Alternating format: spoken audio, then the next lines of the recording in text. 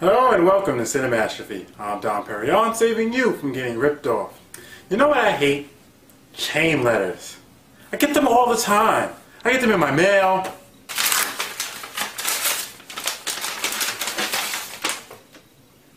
God damn it.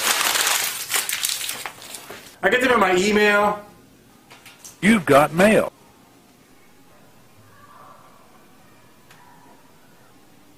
Son of a bitch. I get them in my text messages. Devin. Stop sending these fucking chain texts! But you know what I hate more than chain letters? A fucking movie about chain letters. Yes, someone actually made this. I don't know why. It's not like there was a huge demand for it. Seriously, name one person you know who said, I want to see a horror movie about chain letters. Just one. The concept alone has to make you wonder what the meeting was like with the studio heads to get them to back this thing. My guess is it started with some bourbon, ended with blow, and boom! You got this shit on the screen. What's next? They're gonna make a movie about missing a phone call? One crisis at a time.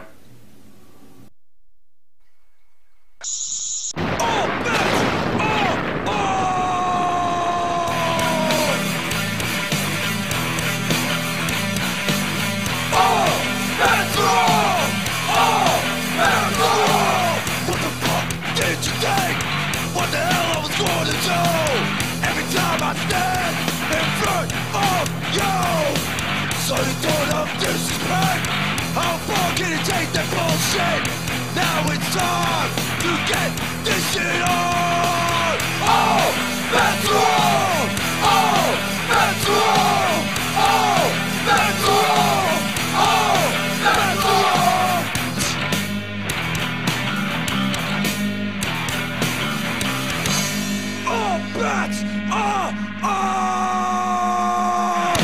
All bets are off. Bang!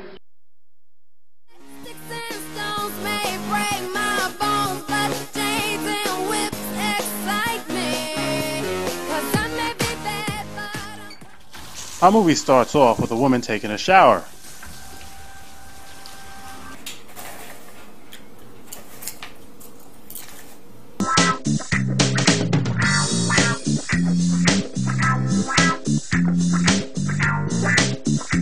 We then cut to a young woman who's been chained and gagged with duct tape. Okay, seriously guys, you just really wanted to make a porno, didn't you? Come on, you know it's true. come on, come on, come on. I like it, come on, come on, come on. Well, that's one way to keep Stephanie Myers from writing any more Twilight books. Now, if only there was something we could do about Uwe Boll. The woman in the shower was the girl's mother, and when her parents drive off to work, they end up dragging her along for the ride. This then cuts to the opening credits, where we got to listen to a bunch of news reports about technology. Or something. Dependent on our computers, they're now being stalked by saboteurs. The Federal Bureau of Investigation can now hear everything you say, even when your cell phone is turned off. We can't control technology. Boring!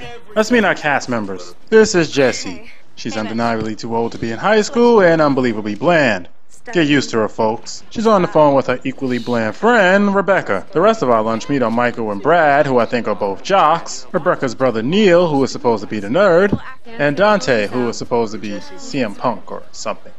Now remember those names. Or don't. Doesn't really matter in the end. In class, taught by Grimer Wormtongue, they're giving a lecture on the dangers and evils of technology.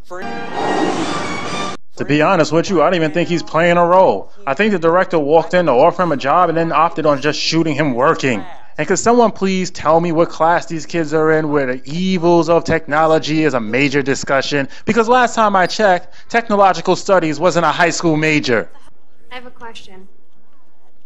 Don't you think it's worth giving up some of your privacy so you can communicate with the world? But what about the internet?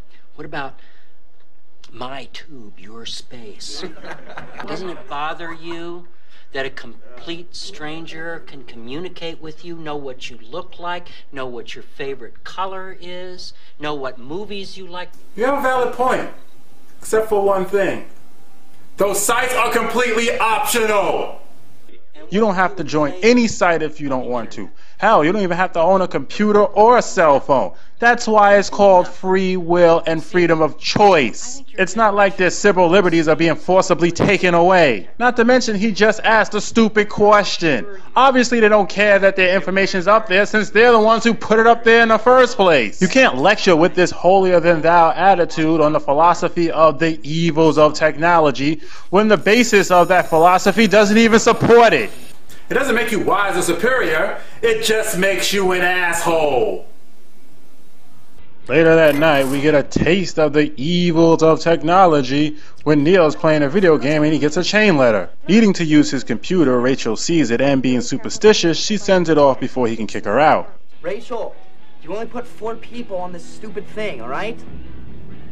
Whatever, I'm gonna put your name on it. Rachel Connors. Brad is the first to receive the letter and he just deletes it. That's right, Brad. Be a rebel. Breaking the law, breaking the law, breaking the law, breaking the law. Everyone else gets it and sends it out except for Dante, who doesn't own the cell phone. Kevin got it too. And your ass got it. Alright, boy ain't pressing his luck. Jessica goes to use the bathroom, which for some reason is outside. Why is the bathroom outside? How much you want to bet that the rape count in this establishment is really high? Anyway, she gets a weird text message and then sees someone staring at her from the shadows. Yeah, really, really high. Back to Brad, who's at the school working out with a member of whatever sports team he's on. Hey Johnny, did you get this chain letter text from Mikey? Yeah, I got that bullshit and then I deleted it.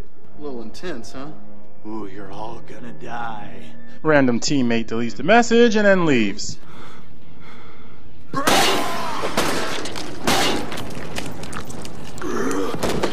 Aw man, now the water fountain's all contaminated. I don't want his blood in my water. Haven't you heard? Man, everybody got AIDS and shit. Led by Detective Crenshaw, the police find what's left of Brad's body at the school the next morning. Nope. Nothing so far. Everybody said he was a pretty good kid. The coach did say something interesting, though. These chains don't belong here. No one's seen them before. And it looks like our chains are linked to our killer.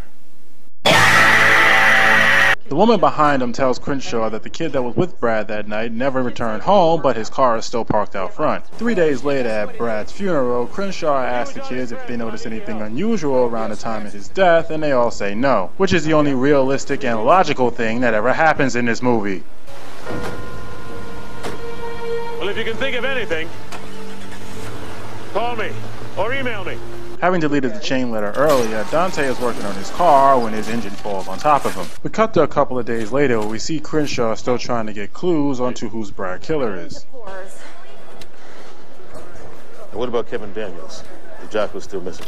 They had the same friends, and they were in the same history class. What do we know about the teacher? He was a bit strange, but he cleared. He had a solid alibi for both nights. Both nights? How did I know Dante was murdered? That looked like a fucking accident to me. If they did some CSI shit to establish that the chains were cut, they could at least establish that to the audience. And if he was murdered, that took some pretty elaborate foreplanning, some picture-perfect timing in order to kill him. How would he know he would stick his head under there at that exact moment for that exact length of time? What if he decided to go take a shit and was in there for a half hour? What if the other kid that was with him stuck his head under there instead? What if... You've got mail.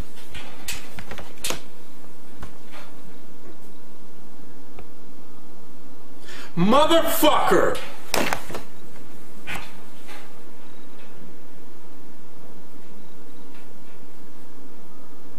Stop sending me these fucking chain letters! Oh, no, wait. No. Ma. No, Ma. Ma. No, I wasn't cursing it. Ma. Ma, I dialed the wrong... Ma, I dialed the wrong number. Yes. No, yes. Yes. Well, some people do deserve to be talked to that way. No, not you, Ma. No. Ma. Yes, Ma. Ma. This is gonna take a while. I was talking to my audience, Ma. Ma, this is a real job. Well, I'm sorry I didn't go to law school like John did. Maybe I had a more creative outlook on what I want to do with the rest of my life. You ever think of that, Ma?